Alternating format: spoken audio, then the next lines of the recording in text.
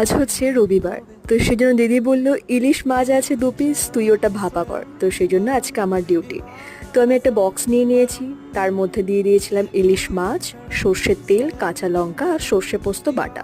আর ছিল হলুদ। আর মা করেছিল মায়ের জন্য কিছু রান্না, ওই সব রকম দিয়ে ঝোল, তো সেটাও ছিল লাঞ্চে। তারপর লাগিয়ে দিলাম ঢাকনা, দিয়ে দিলাম কড়াইয়ে অল্প জল, আর একদম লো ফ্লেমে আঁচটাকে দিয়ে বানিয়ে নিলাম ইলিশ ভাপা।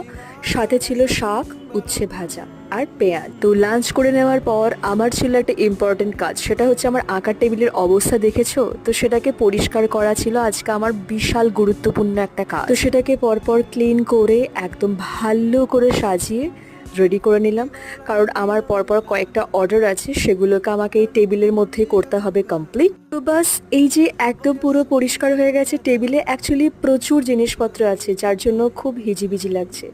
তো যাই হোক, আজকে রবিবার কাটলো